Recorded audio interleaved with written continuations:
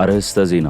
ፍትህ ሚኒስቴር አዲሱ የወንጀል ስነ ስርዓትና ማስረጃ ህግ በነጋሪት ጋዜጣ ታትሞ እስኪወጣ ድረስ ህዝቡና ባለድርሻ አካላት በትዕግስት እንዲጠብቁ አሳሰበ። ፍትህ ሚኒስቴር ከህዝብ ተወካዮች ምክር ቤት ጋር በመሆን ህጉ በነጋሪት ጋዜጣ ታትሞና ወጥቶ ሙሉ በሙሉ ወደ ተፈጻሚነት እስኪገባ ለማስቻል የመጨረሻውን የቃላት ማስተካከያና የህግ አርትዖት ስራዎች እየተከናወኑለት እንደሚገኙ ገልጿል። ተጨማሪ አለን። የኢትዮጵያ ሀገራዊ ምክክር ኮሚሽን በሀገር ውስጥና በውጭ የሚገኙ ኢትዮጵያውያን ያሰባሰባቸውን የአጀንዳ ሀሳቦች አደራጅቶ ለመጨረሻው የአጀንዳ ቀረጻ ዝግጅት እያጠናቀቀ መሆኑን አስታውቋል። ኮሚሽኑ ባለፉት ዓመታት የተለያዩ የህብረተሰብ ክፍሎችን በማሳተፍ ሲያከናውን የቆየውን ስራ በማጠናቀቅ አሁን ላይ ወደ ዋናውና የማጠቃለያው ምዕራፍ እየተሸጋገረ ይገኛል ተብሏል። የምንነግራችሁ ይሆናል። የናይጄሪያ የጸጥታ ኃይሎች በሀገሪቱ ሰሜናዊ ምስራቅ በምትገኘው ቦርኖ ግዛት ውስጥ በተራራማ ስፍራ ታፍነው የነበሩ 360 ወንዶችን፣ ሴቶችንና ህጻናትን መረጃን መሰረት ባደረገ ኦፕሬሽን ማስለቀቃቸውን ጦሩ ባወጣው መግለጫ አስታውቋል። የማስለቀቅ እርምጃ የተወሰደው ልዩ ኃይሎችን ባካተተ የጦሩ ጥምር ግብረ ኃይል ነው። በዘመቻውም ታጣቂዎች ይዘዋቸው ከነበሩት ምሽጎች ጥለው እንዲሸሹ መደረጉም ተገልጿል። በዓለም አቀፍ ጉዳያችን ከአፍሪካ የያዝነው መረጃ ነው። የእስራኤል አየር ኃይል በኢራን ሰሜናዊ ምዕራብ ከተማ ታብሪዝ በሚገኙ ወታደራዊ ተቋማት ላይ የአየር ድብደባ መፈጸሙን የኢራን መገናኛ ብዙሃን ዘግበዋል። የእስራኤል ጥቃት የተፈጸመው ኢራን በእስራኤል ላይ የአየር ድብደባ ካደረሰች ከሰዓታት በኋላ ነው። ትሰሙታላችሁ። እነዚህንና ሌሎች መረጃዎችን አብራችሁን ስትሆኑ የምታገኙ ይሆናል። ከዜናዎቹ ጋር ኃይለ ገብርኤል ታደሰ ነኝ። ፍትህ ሚኒስቴር አዲሱ የወንጀል ስነ ስርዓትና ማስረጃ ህግ በነጋሪት ጋዜጣ ታትሞ እስኪወጣ ድረስ ህዝቡና ባለድርሻ አካላት በትዕግስት እንዲጠባበቁ አሳስቧል። የህዝብ ተወካዮች ምክር ቤት ላለፉት 64 ዓመታት አገልግሎት ላይ ውሎ የቆየውን የወንጀል ስነ ስርዓት ህግ የሚተካውን የወንጀል ስነ ስርዓትና ማስረጃ ህግ አዋጅ ቁጥር 1410/2018 ባሳለፍነው መጋቢት ወር ማጽደቁ ይታወሳል። ፍትህ ሚኒስቴር ከህዝብ ተወካዮች ምክር ቤት ጋር በመሆን ህጉ በነጋሪት ጋዜጣ ታትሞና ወጥቶ ሙሉ በሙሉ ወደ ተፈጻሚነት እንዲገባ ለማስቻል የመጨረሻው የቃላት ማስተካከያና የህግ አርትዖት ስራዎችን እየተከናወኑለት እንደሚገኙ ገልጿል። ይሁን እንጂ ህጉ በይፋ ሳይሰራጭ በተለያዩ ጊዜያት ሲዘጋጁ የነበሩ የወንጀል ህግ ስነ ስርዓትና ማስረጃ ህግ ረቂቅ ሰነዶች ለተለያዩ ሙያዊና ተቋማዊ አገልግሎቶችና ስልጠናዎች ጥቅም ላይ እየዋሉ መሆኑን ሚኒስቴሩ አስታውቋል። ማንኛውም ይፋ ያልሆነ ሰነድ ለስራ ማስፈጸሚያነትም ሆነ ለሌሎች ተዛማጅ ተግባራት መዋል በአፈጻጸም ላይ በርካታ ችግሮችን የሚያስከትል እንደሆነ የገለጸው ሚኒስቴሩ መሰል አጠቃቀሞች ላይ ጥንቃቄ መደረግ እንዳለ በጥብቅ አሳስቧል። ሚኒስቴር መስሪያ ቤቱ የመጨረሻውን የአርትዖት ስራ ሲጠናቀቅ ህጉ በነጋሪት ጋዜጣ ታትሞ ለህዝብ ተደራሽ እንደሚሆን በመግለጽ ለፍትህ ስርዓቱ ወጥነት ሲባል ሁሉም ባለድርሻ አካላትና የህግ ባለሙያዎች በትዕግስት እንዲጠባበቁና አስፈላጊውን ትብብር እንዲያደርጉ ጥሪ አቅርበዋል።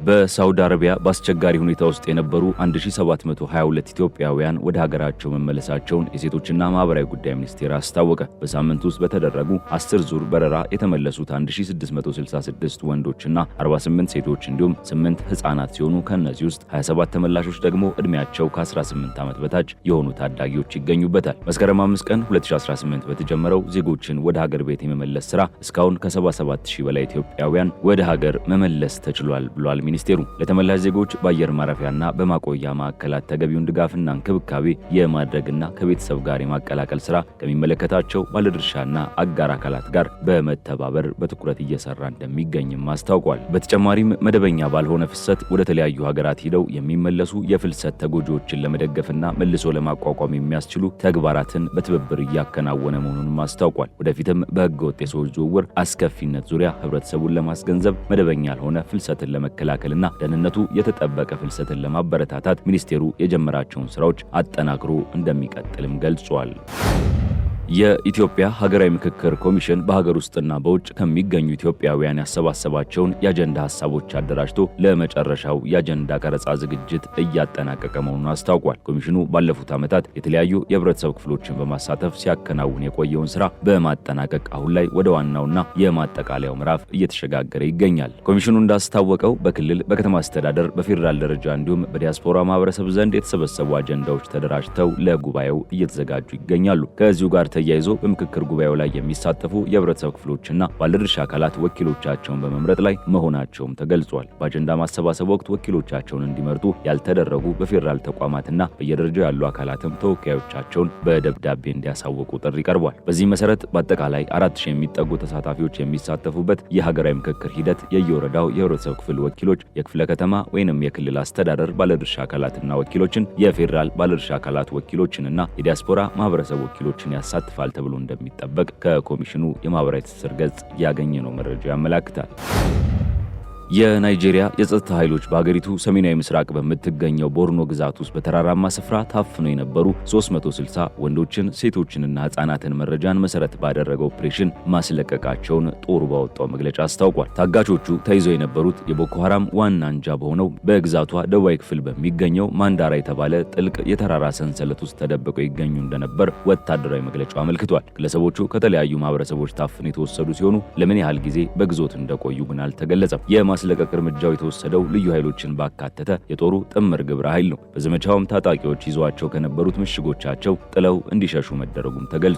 ይሁን እንጂ በግዞት ላይ ከነበሩት መካከል 2 ህጻናት በከፍተኛ ድካምና ታጋቾቹ በነበሩበት አስከፊ የአካባቢ ሁኔታ ምክንያት ህይወታቸው ማለፉን ጦሩ ገልጿል። የምዕራብ አፍሪካዊቱ ሀገር ናይጄሪያ በመካከለኛው የሀገሪቱ ክፍል ከሚነሳው ግጭት አንስቶ በሰሜናዊ ግዛቶች እስከሚንቀሳቀሱት አክራሪ ታጣቂ ቡድኖች ድረስ ያለውን የጸጥታ ችግር ለመፍታት ለዓመታት ስትታገል ቆይታለች። አፍሪካ ከፍተኛ የህዝብ ቁጥር ባላት ናይጄሪያ ውስጥ እየተስፋፋ የመጣው እገታና የታጠቁ ቡድኖች መበራከት በመጪው ጥር ወር በሚካሄደው የሀገሪቱ ፕሬዝዳንታዊ ምርጫ ላይ ዋነኛ መነጋገሪያና የዘመቻ ጉዳይ ይሆናል ተብሎ ይጠበቃል ሲል ሮይተርስ ዘግቧል። የእስራኤል አየር ኃይል በኢራን ሰሜናዊ ምዕራብ ከተማ ታብሪዝ በሚገኝ ወታደራዊ ተቋም ላይ የአየር ድብደባ መፈጸሙን የኢራን መገናኛ ብዙሃን ዘግበዋል። ከታብሪዝ በተጨማሪም በዋና ከተማዋ ቴሄራንና በኢስፋሃን ከተሞች ፍንዳታዎች የተሰሙ ሲሆን እስካሁን በሰው ሕይወት ላይ የደረሰ ጉዳት አለመኖሩ ተገልጿል። የእስራኤል ጥቃት የተፈጸመው ኢራን የአየር ድብደባ ካደረሰች ከሰዓታት በኋላ ነው። እስራኤል በሊባኖስ የፈጸመችውን ድብደባ ተከትሎ የኢራን አብዮታዊ ዘብ ኃይል ያጸፋ እርምጃ ነው በሚል በሁለት የእስራኤል የአየር ጦር ሰፈሮች የሚገኙ ቁልፍ መሰረተ ልማቶች ማጥቃቱን አስታውቋል። በሀገራቱ መካከል የተደረገው የሚሳኤል ልውውጥ ባሳለፍነው ሚያዝያ ወር በአሜሪካና ኢራን መካከል የተኩስ አቁም ስምምነት ከተደረሰ በኋላ ለመጀመሪያ ጊዜ የተፈጸመ ጥቃት ነው ሲል ቢቢሲ ዘግቧል። ከክልላዊ ውጥረት መባባስ ጋር ተያይዞ በቴሄራን የሚገኘው የህንድ ኤምባሲ ዜጎቹ ወደ ኢራን እንዳይጓዙና እዚያ የሚገኙትም ባሏቸው አማራጮች ሁሉ ሀገሪቱን በአስቸኳይ ለቀው እንዲወጡ ጥብቅ ማሳሰቢያን አስተላልፈዋል። የቻይናው ፕሬዝዳንት ሺ ጂንፒንግ በኪም ጆንግ ኡን ግብዣ የ2 ቀናት ይፋዊ የሥራ ጉብኝት ለማድረግ ሰሜን ኮሪያ ፒዮንግያንግ ገቡ። ፕሬዝዳንት ሺ ፒዮንግያንግ ዓለም አቀፍ አውሮፕላን ማረፊያ ሲደርሱ በሰሜን ኮሪያው መሪ ኪም ጆንግ ኡን ደማቅ አቀባበል ተደርጎላቸዋል። በጉዟቸውም ባለቤታቸው ፔንግ ሊዋንን፣ የውጭ ጉዳይ ሚኒስትሩን ዋንግ ዩንና የቻይና ኮሚኒስት ፓርቲ ማዕከላዊ ኮሚቴ ጠቅላይ ጽሕፈት ቤት ዳይሬክተር የሆኑትን ጻይቺን አስከትለው ገብተዋል። ለጉብኝቱ ክብር ሲባልም በፒዮንግያንግ ጎዳናዎች ላይ የሺ ምስሎችና የሁለቱ ሀገራት ሰንደቅ ዓላማዎች በስፋት የተሰቀሉ ሲሆን የሁለቱን ሀገራት ታሪካዊ ወዳጅነት የሚያወድሱ ጽሑፎች በኮሪያኛና በቻይንኛ ቋንቋዎች ተጽፈው በዋና ከተማዋ በስፋት ታይተዋል። ፕሬዚዳንቱ ፒዮንግያንግ ከመግባታቸው አስቀድሞ የሰሜን ኮሪያ ይፋዊ ልሳን በሆነው ሮዶንግ ሲንሙን ጋዜጣ ላይ በሰጡት ቃል በቻይናና በሰሜን ኮሪያ መካከል ያለው ግንኙነት በአዲስ ታሪካዊ ምዕራፍ ላይ ይገኛል ብለዋል። አዳዲስ የልማት ዕድሎች የተከፈቱለት ሲሆን የዘመኑን አዳዲስ ተልዕኮችንም ተሸክመዋል ያሉት ሺ በተጨማሪም ሁለቱ ወገኖች ስትራቴጂካዊ ግንኙነታቸውን ይበልጥ እንዲያጠናክሩ፣ ግንኙነቱን በትክክለኛው አቅጣጫ እንዲመሩትና የጠበቀ ትስስር እንዲኖራቸው ጥሪ አቅርበዋል። በቆይታቸውም የሁለቱን ሀገራት የትብብርና የጋራ መረዳዳት ስምምነት 65ኛ ዓመት የምስረታ በዓልን ምክንያት በማድረግ ከመሪው ኪም ጆንግ ኡን ጋር የሁለትዮሽ ውይይት ያደርጋሉ ተብሎ ይጠበቃል። የጉብኝት ሺ ጂንፒንግ በፈረንጆች 2019 ወደ ሰሜን ኮሪያ ካቀኑ በኋላ የሚያደርጉት የመጀመሪያው ሲሆን በተያዙ ዓመት ደግሞ ከሀገራቸው ውጭ የሚያደርጉት የመጀመሪያው የውጭ ጉዞ ሆኗል። ውድ የሀገሬ ቴሌቪዥን ተመልካቾቻችን የሰዓቱ መረጃዎች እነዚህን ይመስሉ ነበር። ከቀሪ የሀገሬ ቴሌቪዥን መሰናዶች ጋር መልካም ጊዜ